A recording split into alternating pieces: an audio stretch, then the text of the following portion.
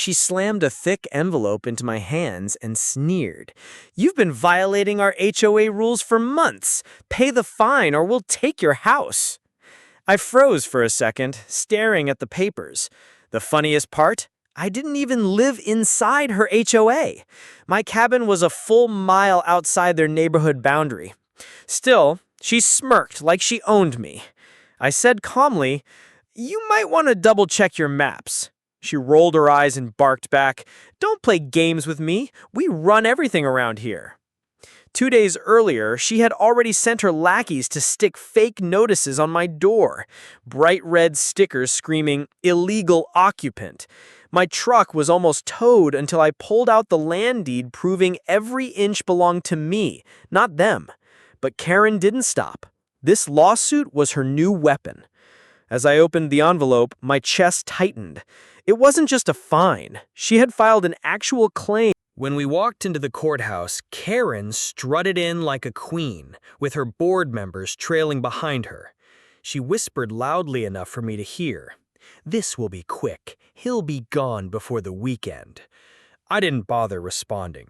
I let her enjoy her little moment, because what she didn't know was going to crush her pride. The judge glanced at the file and frowned. "This address isn't even within your HOA's jurisdiction," he said slowly. Karen jumped up, waving her hands. "He's lying! He doesn't belong here! He's lowering our property values!" The courtroom murmured, some people even chuckling at how ridiculous she sounded.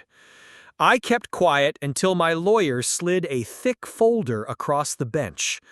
"Your Honor, not only is my client's land legally outside their HOA, but we have evidence of harassment, false notices, and attempted fraud by this board." The judge raised his eyebrows.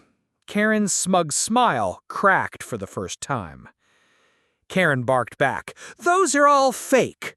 That's when my lawyer pulled out the flag. Karen's hands shook as she slammed the table.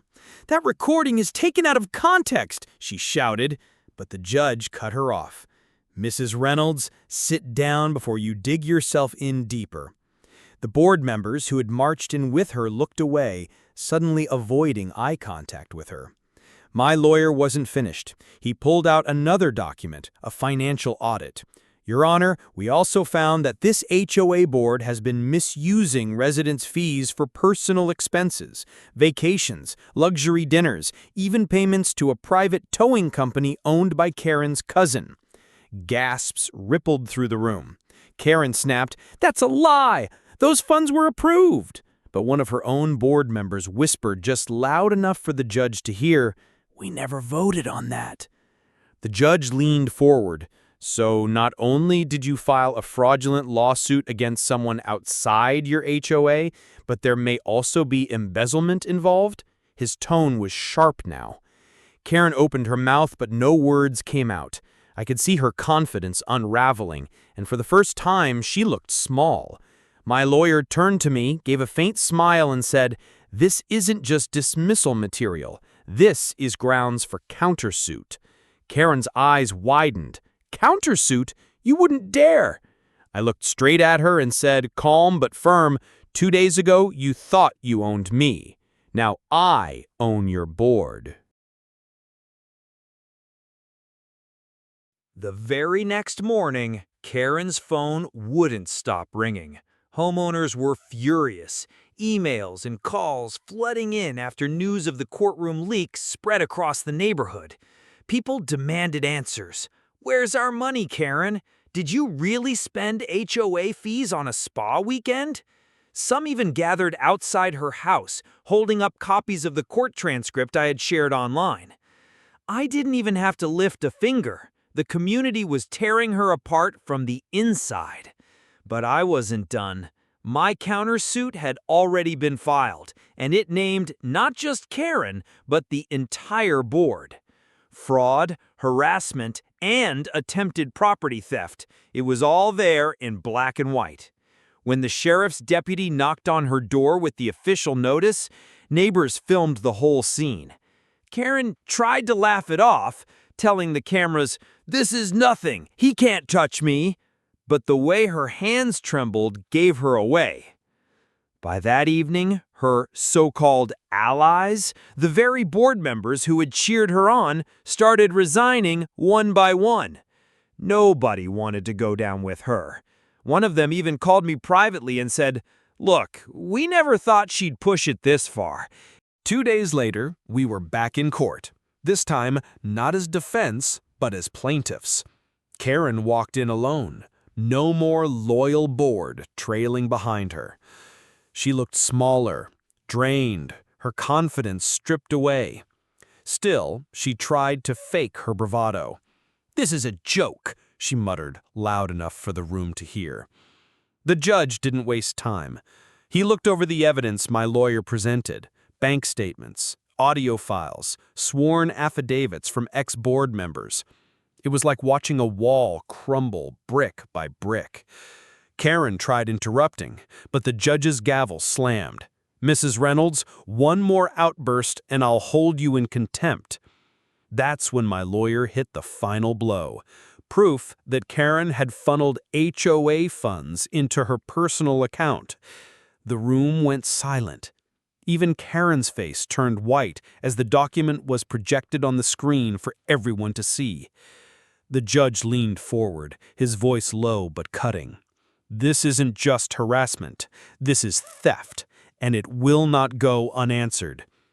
Karen stammered, You can't do this to me." I finally spoke, locking eyes with her. "You tried to bankrupt me for living outside your HOA. Karen's downfall spread faster than wildfire. By the evening, every local news station had her face plastered on the screen. HOA president accused of fraud and harassment. Neighbors who once feared her now mocked her openly. Kids rode their bikes past her house chanting, "Karen's going to jail." Meanwhile, the county froze the HOA's bank accounts pending investigation. Homeowners couldn't pay their bills through the board anymore, and instead of blaming me, they turned on her. Angry crowds showed up at HOA headquarters, demanding refunds. Karen tried to sneak out the back door, but reporters caught her, shoving microphones in her face. I stayed quiet through all of it, letting the truth do the work. Still, I wasn't blind to the irony. Just a week ago, she was slapping fake notices on my door, threatening to strip me of everything. Now, she was drowning under the weight of her own lies. Late one night, as I was locking up my cabin, headlights pulled into my driveway. It was one of the ex-board members. He looked nervous, holding a folder tight against his chest. "I need you to see this," he whispered, glancing over his shoulder. "Karen's been hiding more than money. If this gets out, the entire I opened the folder under the porch light, and my stomach tightened. Inside were contracts. Shady side deals Karen had signed without the homeowner's knowledge, selling off easements, pocketing kickbacks from construction companies, even pushing fake maintenance projects that never happened. Millions had flowed through her hands, and the paper trail was undeniable. The ex-board member whispered, "I kept copies because I knew she'd bury us all eventually. Now I just want out." His voice cracked with fear. "If she finds out I gave this to you—" I cut him off. "She won't find out. By the time this hits court, it'll be in the public record. You just saved yourself." The next morning, my lawyer filed the documents as supplemental evidence. The judge's clerk nearly raised his eyebrows clean off his face when he skimmed the papers. This wasn't just a lawsuit anymore. It was the kind of fraud case that could take down an entire organization. Karen stormed into the courthouse, disheveled, makeup smeared, screaming, "He planted that evidence! This is all fake!" But this time, no one believed her. Even the homeowners who once sat quietly now filled the benches, glaring at her, whispering angrily. When the judge announced that a criminal investigation was being opened against the HOA board, Karen's knees buckled. She grabbed the table for support, her voice barely audible. You can't destroy me like this." I leaned back in my chair, calm as ever, and said the line that made the courtroom buzz. "You destroyed yourself. I just turned on the lights."